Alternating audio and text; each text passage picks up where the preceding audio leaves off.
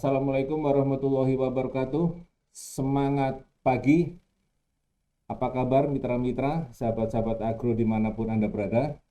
Tema kali ini adalah tentang vanili, ya, vanili, Vanilla planifolia, si emas hijau dari Indonesia, ya. Nah, kita mulai saja, mitra-mitra, teman-teman semua. Baik, emas hijau atau vanili, ya. Tapi sebelum saya melanjutkan tema kali ini, ya, nama saya adalah Adi Nugroho, salah seorang TS atau Technical Support pada bidang perkebunan dan mengawal produk-produk agro pada PT Natural Nusantara.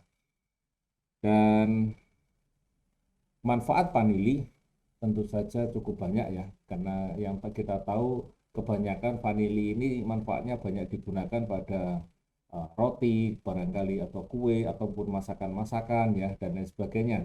Tetapi juga mempunyai manfaat yang banyak pada kesehatan jantung, menangkal bakteri, ya, kemudian mencegah jerawat, ya, kemudian banyaknya antioksidan pada vanili, mengatasi rambut rontok, menenangkan gejala depresi, pencernaan menjadi lancar, dan ada tambahan lagi yaitu untuk kesehatan otak. Nah, jenis-jenis vanili yang ada di Indonesia ini dari 3 jenis vanili, ada Vanilla pompana, Vanilla tahitensis, Vanilla planifolia, maka yang terbanyak adalah Vanilla planifolia ya, yang terbaik dan banyak ditanam di Indonesia. Ada varietas Vanilla 1, Vanilla 2, Alor dan sebagainya, makin bertambah lagi varietas-varietas yang lain. Nah, vanili ini diambil bibitnya, asal bibitnya ada 2, yaitu dari stek daun ataupun dengan menggunakan stek batang. Ya, ini adalah cara kita menggunakan dengan stek daun, ya. Jadi dengan daun kita tanam seperti itu, nanti akan muncul tunasnya, ya, untuk dijadikan bibit berikutnya. Dan yang paling umum ataupun sering adalah dengan menggunakan stek batang, ya. Jadi ada yang mengambil 1 ruas, ada yang mengambil 2 ruas, ya, yang cukup bagus dan rata-rata banyak digunakan adalah 2 ruas, ya. Ya, ini dengan cara seperti menanam biasa dengan menggunakan stek batang. Jadi batangnya yang kita gunakan sebagai bibit, ya. Kemudian tanaman pelindung seperti pada tanaman yang kopi ataupun tanaman yang lain, maka bisa menggunakan tanaman rambatan, ya. Ada lamtoro, ada dadap, ada glyriside, ya. Dan ini sebaiknya ditanam setahun sebelumnya, ya, setahun sebelumnya. Jadi kalau kita menggunakan tanaman pelindung ataupun digunakan pada lahan yang terbuka, maka sebaiknya kita menggunakan tanaman pelindung seperti lamtoro, dadap, atau glyriside. Dan ini kita tanam terlebih dahulu sebelum kita menanam ataupun membibit bibit famili, ya. Ataupun tidak menggunakan tanaman penaung atau tanaman penaungan, tapi kita menggunakan naungan, ya. Ini kita menggunakan dengan waring seperti ini, ya, dengan tagarnya adalah bambu, ya, mungkin ada beberapa semen dan lain sebagainya, ya. Kemudian di bawahnya diberikan sabut ataupun ijuk, ya. Ini adalah dengan menggunakan di bawahnya dengan patok-patok kelapa, sabut-sabut kelapa yang diberikan terbalik, kemudian tempat untuk menjalarnya dibuatkan semacam tambahan ijuk dan sebagainya dengan cara bertingkat seperti itu, dan menggunakan waring, artinya tidak menggunakan tanaman penaung, ya. Tentu saja biayanya juga cukup lumayan, ya. Nah, ini adalah bunga daripada vanili yang sudah mulai berbunga. Nah, pembuangan vanili biasanya dilakukan dengan cara manual. Jadi belum ada cara yang menggunakan dengan cara yang lain, ya. Caranya paling banyak digunakan dengan manual, ya. Biasanya menggunakan dengan lidi atau dengan menggunakan seperti tusuk sate seperti itu yang ujungnya tajam. Dan ini biasanya dilakukan dengan hati-hati karena hanya sekitar jam 8 sampai jam 10 saja. Nah, bunga yang mekar ini rata-rata hanya sekitar 24 jam. Jadi setelah bunga itu mekar 24 jam, maka setelah 24 jam dia akan layu, ya. Maka harus segera dilakukan pembuahan dengan cara manual, ya. Nah, kemudian setelah nanti dilakukan perkawinan benang sari dan butiknya, biasanya setelah 2 atau 3 jam berikutnya akan ditandai dengan mahkota bunganya akan layu, ya. Mahkota bunganya akan layu dan nanti akan muncul seperti ini, ya. Akan jadi bunga yang seperti ini, ya. Kemudian teman-teman, untuk teknologi pemupukannya, ya, ya, untuk per tahun kita menggunakan yang di bawah 2 tahun, ya, kita menggunakan 20 hingga 40 gram urea, 35 hingga 70 gram TSP, dan 40 sampai 80 gram, ya, KCL per tahun. Sementara yang di atas 2 tahun adalah 40 sampai 80 gram urea, 70 sampai 140 gram TSP, serta 80 sampai 160 gram KCL. Nah, ini untuk per tahunnya urea, TSP, KCL ditambah juga dengan CAO maupun MG, ya. Ini kilogram per tahun. Jadi dibagi 2 kalau untuk pemupukannya 2 kali.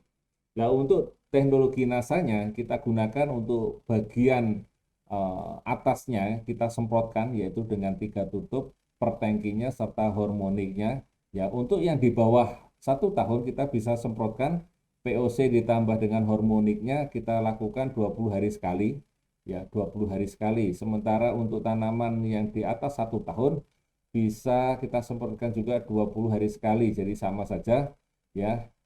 Nah, kemudian supernasa ataupun di bagian bawahnya kita berikan dengan 3 kali aplikasi di bawah umur 1 tahun. Jadi di bawah umur 1 tahun tinggal kita tambahkan supernasa, ya.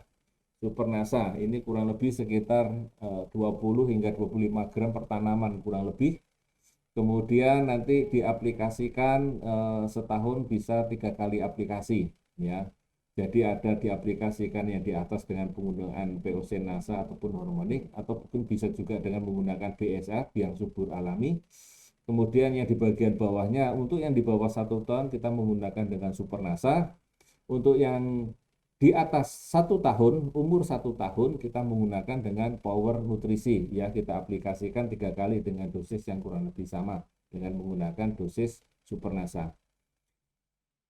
Atau kita juga menggunakan dengan Freetop sebagai pengganti power misalnya, dengan dosis kurang lebih 2 gram per liter air yang disemprotkan pada usia tanaman vanili di atas 1 tahun, ya. Kemudian ada glio. Di sini fungsi glio bisa untuk membantu mencegah jamur yang menyerang pada akar atau jamur yang menyerang pada tanaman, ya. Kalau kita pada akar bisa kita campurkan bareng dengan supernasa tadi di awal, ya, dicampur terlebih dahulu dengan glio, atau mungkin dikocorkan supernasa ditambah dengan glio, ya. 1 sendok makan supernasa ditambah dengan 1 sendok makan glio dicampur terlebih dahulu di air, kemudian dilarutkan. Nah, kemudian dicukupkan kurang lebih sampai 10 liter air, kemudian baru disiramkan secukupnya pada tanaman. Ini untuk di bagian bawah. Sedang untuk di bagian atas, ya, penyakit busuk batang dan lain sebagainya, ini bisa disemprotkan, ya. Natural Glio ini 10 gram per tangkinya, ya, dilarutkan dulu di dalam air di luar, kemudian ditambah dengan kurang lebih sekitar 2 liter air terlebih dahulu, diaduk rata, kemudian disaring, ya, disaring, airnya dimasukkan ke dalam tangki, baru kemudian ditambah dengan POC nasanya 3 tutup, hormoniknya 2 tutup, campurkan dan cukupkan airnya secukupnya sampai tangkinya penuh, baru kemudian kita lakukan penyemprotan untuk mencegah penyakit busuk batang pada tanaman vanili, karena ini adalah penyakit utama pada tanaman vanili. Nah, untuk dosis 100 batangnya, POC nasanya kurang lebih tetap, hormoniknya tetap, maka kebutuhannya dalam 100 batangnya kurang lebih 1 botol, ya, 1 botol.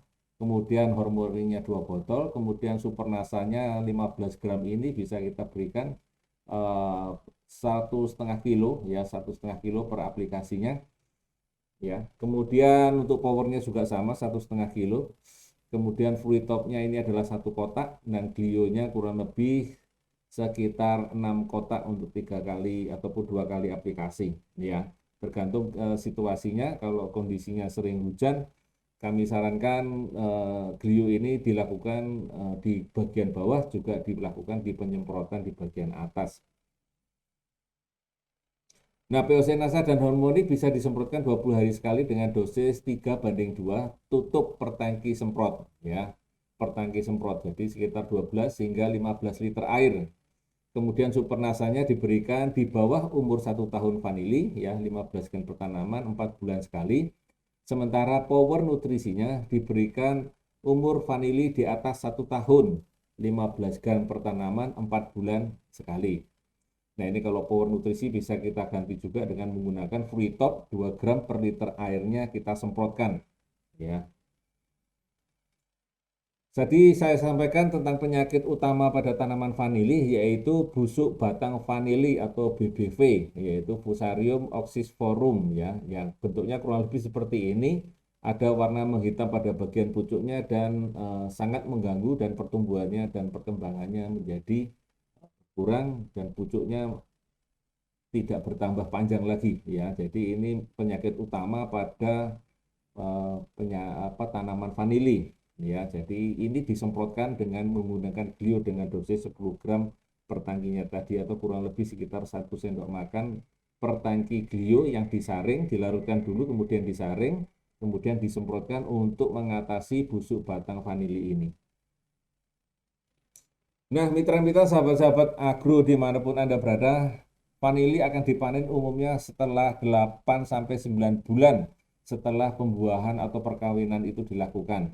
Ya, biasanya panen dilakukan di usia tanam kurang lebih 2,5 tahun sampai 3 tahun, dan rata-rata vanili dipanen di bulan-bulan sekitar Mei sampai Juli, ya. Dalam satu lahan kurang lebih 1 hektar bisa ditanami kurang lebih 2.500 hingga 3.000 pohon vanili. Dan satu pohon ini bisa menghasilkan 0,3 hingga 0,4 vanili kering. Ya, kurang lebih, ya. Maka banyaknya produksi ini tergantung dari perawatan dan cara mengolah vanili pasca panennya, ya. Jadi tergantung dari perawatannya. Jadi bisa mendapatkan seperti ini tergantung dari perawatannya, terutama pada pemupukannya. Nah, kelebihan dengan menggunakan pupuk yang berteknologi ini, sahabat-sahabat semua, ya, mitra-mitra semua, ya, teman-teman agro dimanapun Anda berada, analog pada tanaman perkebunan lainnya, ini biasanya panen puncak akan bertambah panjang dan memperpanjang usia produktif. Jadi kurang lebih bertambah 1 hingga 2 tahun, yang biasanya vanili itu pada puncak-puncaknya di usia 6 tahun, setelah itu dia nanti akan ada penurunan. Kemudian biasanya ini pada umumnya produksi vanili bertambah 1,2 hingga 1,7 kalinya, ya, bertambah kurang lebih sekitar 1,2 hingga 1,7 kalinya. Kemudian berat keringnya yang biasanya 1,3 sampai 4 kilo basah, ya, sekarang setelah menggunakan dengan teknologi itu rata-rata 3 sampai 4 kilo basah menjadi 1 kilo kering. Sementara sebelum menggunakan pupuk berteknologi hanya sekitar 6-8 kilo basah menjadi 1 kilo kering. Jadi separuhnya, ya, ini karena bobotnya bertambah, kemudian kadar airnya berkurang. Nah, yang kita dapatkan lagi kelebihannya adalah mendapatkan rendemennya akan naik, serta bau vanilinya lebih tajam, ya, karena vanili ini juga diambil dari baunya. Kemudian kelebihan yang lainnya adalah ukuran panjangnya 80 hingga 90% bertambah, rata-rata 20 cm up, ya.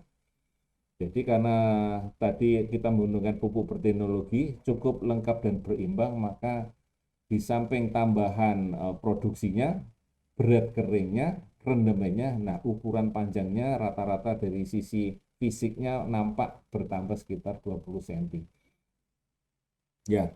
Kemudian tingkat keberhasilan perkawinannya ini bisa di atas 80%, ya, di atas 80% artinya tingkat kegagalannya ada, ya, tapi tidak sebanyak kalau kita tidak menggunakan dengan teknologi, atau mungkin lebih banyak rontoknya, atau dompolan daripada vanilinya biasanya juga sedikit karena tingkat keberhasilan daripada perkawinannya rendah.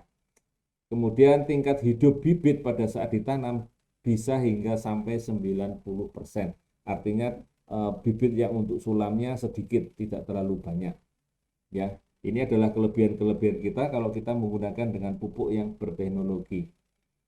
Nah, demikian tadi teman-teman, mitra-mitra semua, cerita kita, tema kita hari ini adalah tentang vanili. Mudah-mudahan bermanfaat, mudah-mudahan bisa memberikan kepada teman-teman vanili kita, ya petani-petani vanili kita, memberikan manfaat dan vanili kita akan jauh meningkat dan eh, kualitas dan kuantitasnya juga meningkat. Terima kasih, sampai ketemu lagi di lain waktu, lain kesempatan.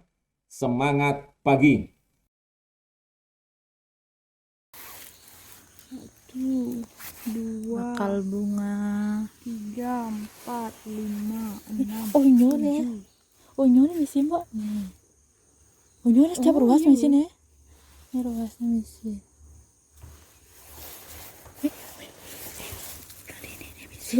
Ada gun. Dia harus faedah. Ini faedah nih.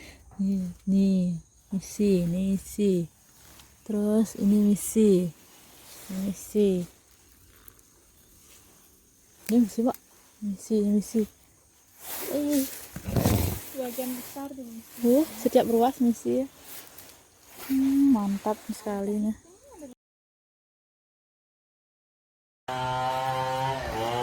Paneli.